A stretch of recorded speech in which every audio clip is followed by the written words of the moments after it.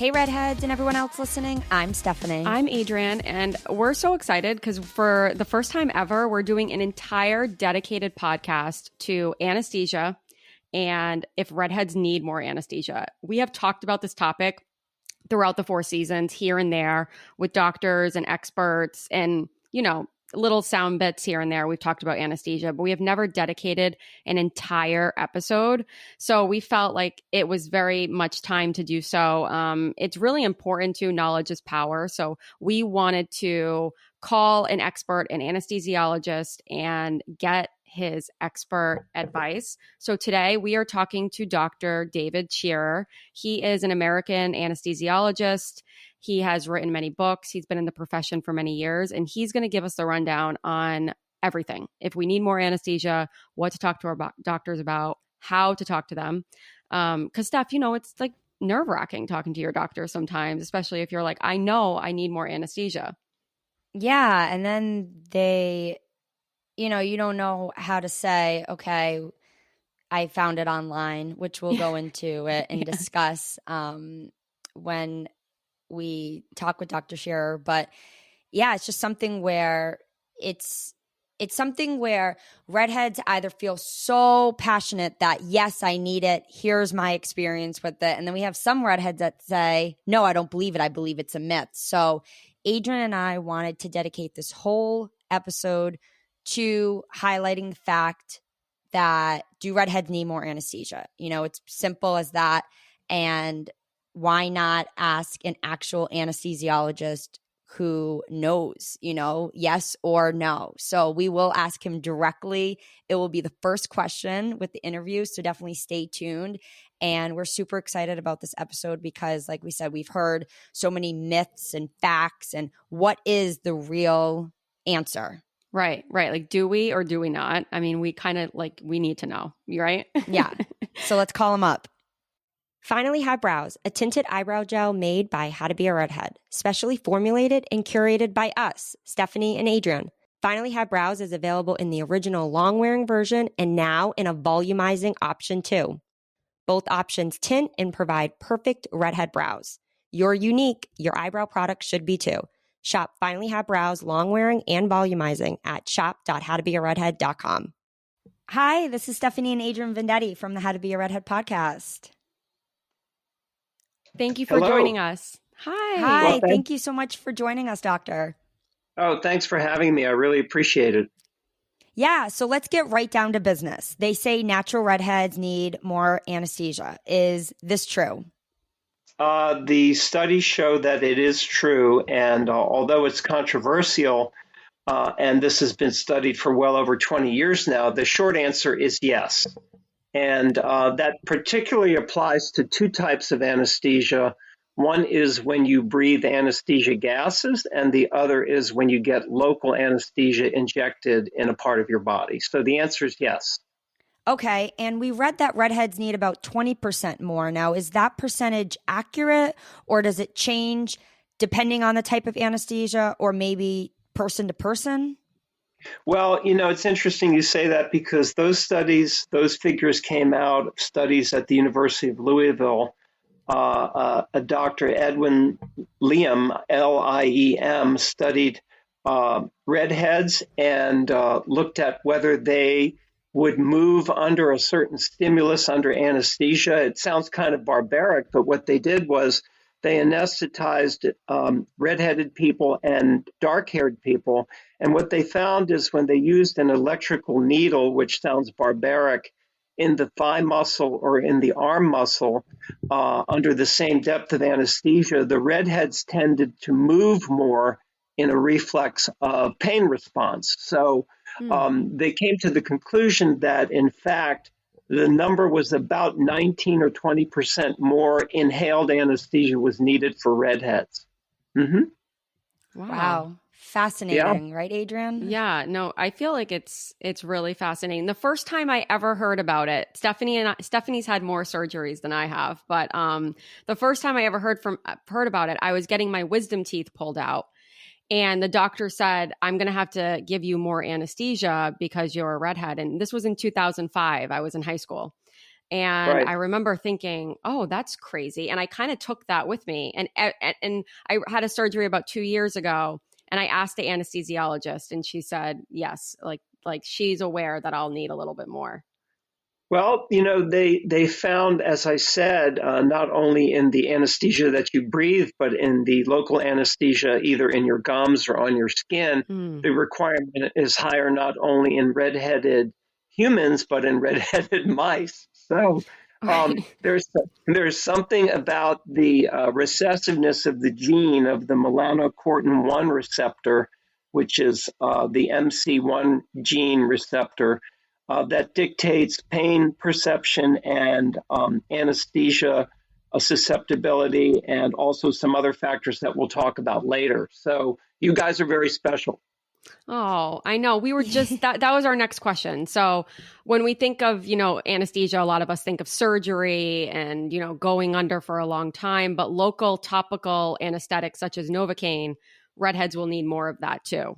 Correct? Yeah, yes, that's Mm. true, and it's kind of been proven out in the studies that show that redheads are twice more likely to be afraid of going to the dentist than non-redheads. So, in studies that they've asked people on questionnaires, do you have a particular fear of the dentist? Redheads answered twice as more frequently that they were. So, Yeah. it kind of is a confirmation that people with naturally red hair have a fear of having procedures when local anesthesia is needed.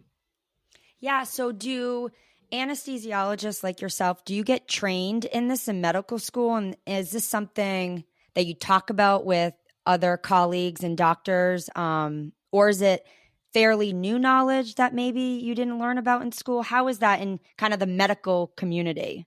Well, it's kind of anecdotal information and probably not taken too seriously unless you actually go look at the studies, because Hmm. there are all kinds of rumors in medicine. And to answer your first question, the answer is no. They Okay. don't really teach it in med school. They don't teach it in residency.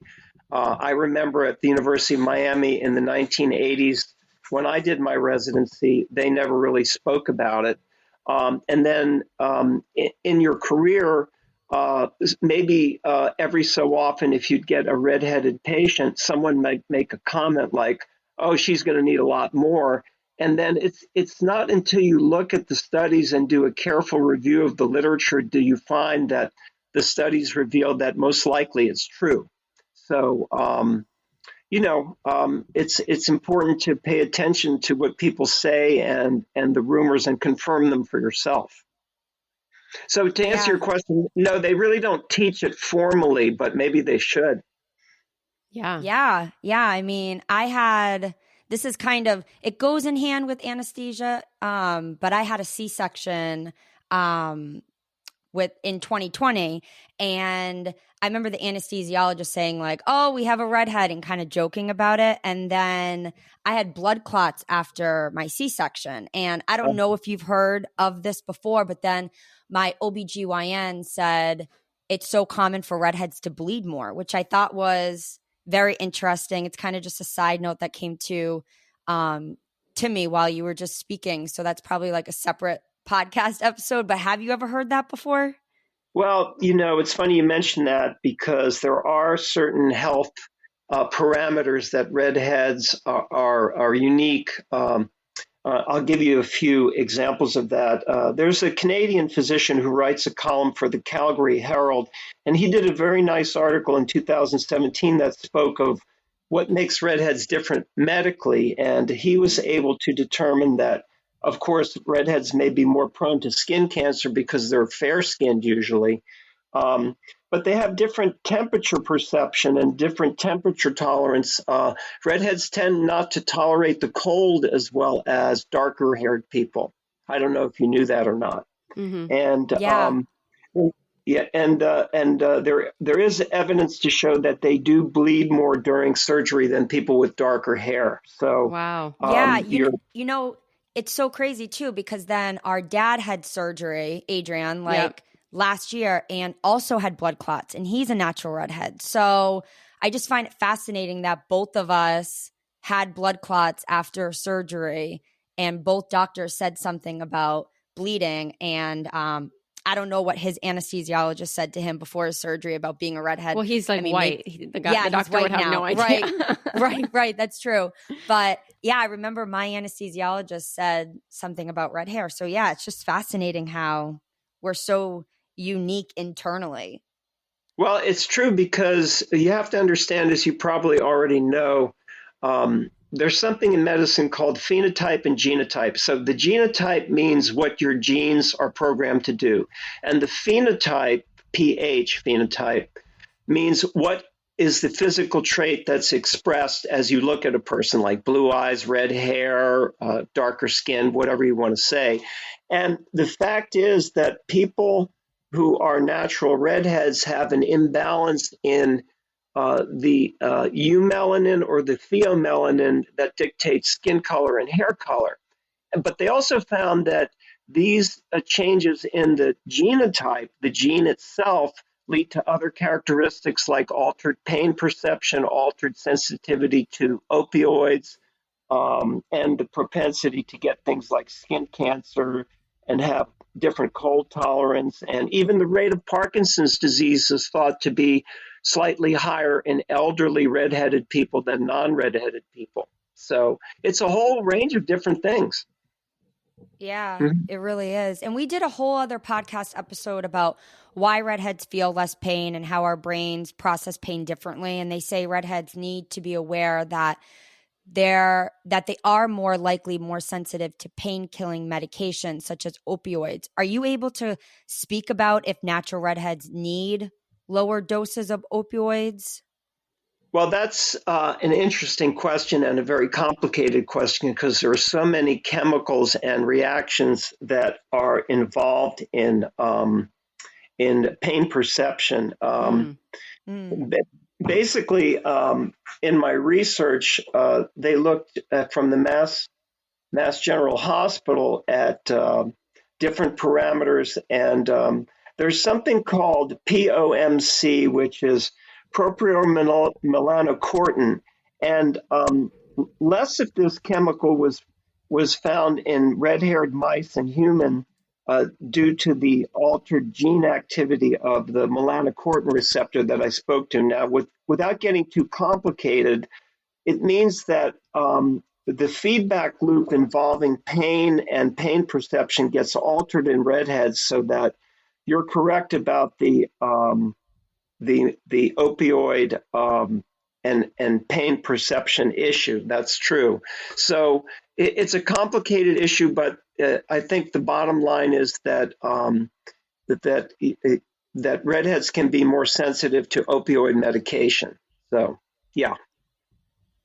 That's really something to know about, especially everyone's talking about opioids and how dangerous they can be. So, for redheads to even know, like, it could be potentially even more dangerous, or just to be aware of it, I think is so important. Yeah, that's true. So it's important to know your own tolerance. I mean, there's so many other factors that go into it, but by and large, as we've discussed, since redheads have altered response to inhaled and to local anesthesia, they also have to pay attention to how pain medicine affects them and whether they're more sensitive or not. Right. Yeah, it's so true. It's I know. So true. We're a rare breed. So that's right. Dr. Sherer, is there anything else about redheads in the medical world that we haven't touched upon, or anything else you want to add to enlighten our redhead audience?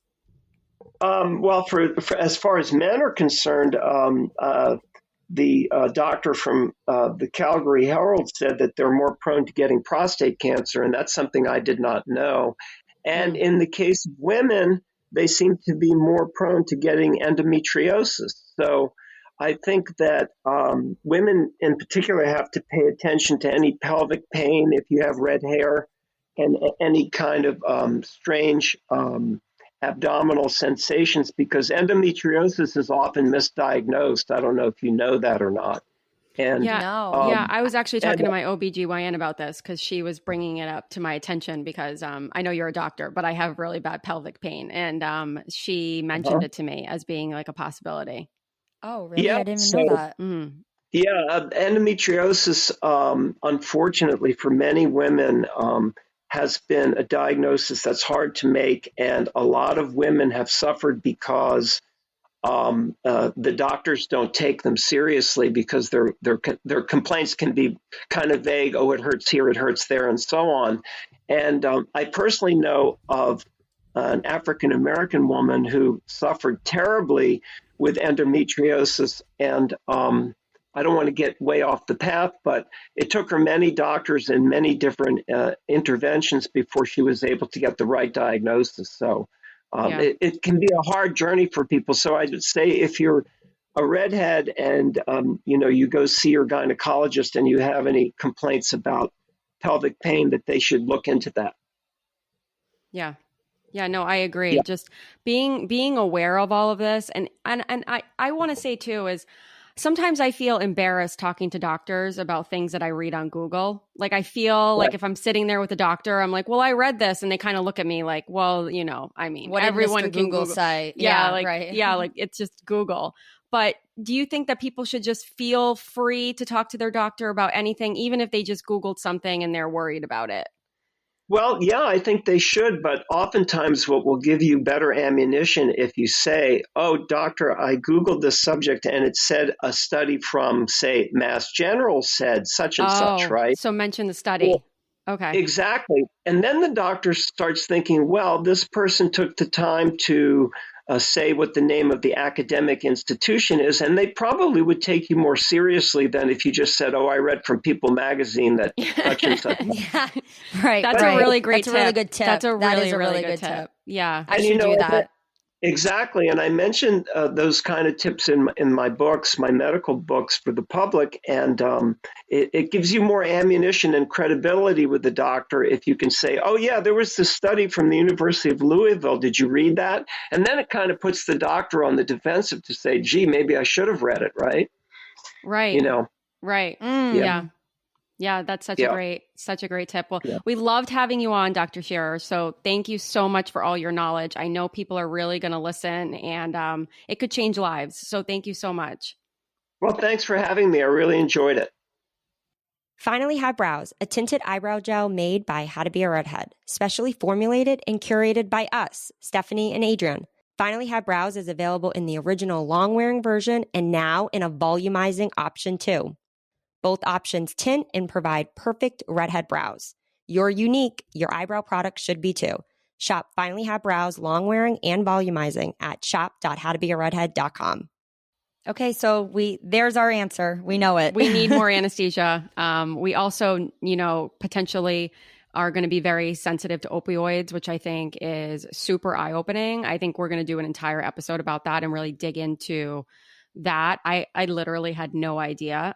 We discovered it when we were prepping for this podcast episode.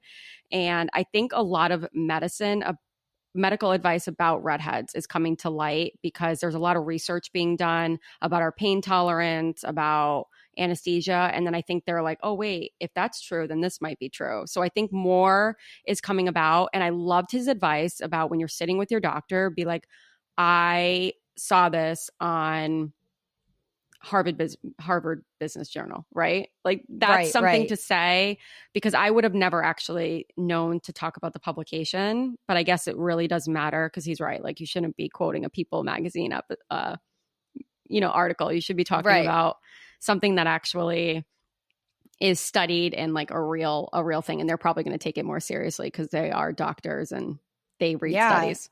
Right. And there's so much information out there. So addressing credible resources and sources in general with your doctor, if you do read something, definitely bring it up to her/him. And I think that's just something that I took away from this episode, as well as needing more anesthesia. And I also want to do a whole article too on bleeding more, blood clots. I think that, and a couple of the other things that he mentioned, pelvic pain with redheads. Yeah. Obviously, we've touched upon redheads being more susceptible to melanoma. We've done episode on that and so many articles. I'm, about the prostate. That was something. Parkinson's, I did read about that once. And I know that we've touched upon that in an article, but maybe shining a light on all of these medical facts about redheads, because it really, we're unique because of our hair, and it's externally, right, that we're redheads, but internally we're also so different. Yeah. And it is pretty amazing, I think. And I think the advances of medicine and technology makes it for learning things about us as time progresses, right? Like 50 years ago, anesthesiologists probably didn't know about this with redheads. Right. And I think that's something that I took away from this too, with just the advances and what we're learning about redheads in, what we didn't know 10 years and what we're knowing now. It's really eye-opening. Yeah. So we're going to just link Dr. Scherer's information in our podcast notes. We're just going to, link his books if you're interested in reading more about his knowledge and all of his literature. I think it's really important, to when you find a doctor, if you want to read more about their works, I think it's really cool to do that. So those will all be in the podcast notes on howtobearedhead.com. And like always, rock it like a redhead.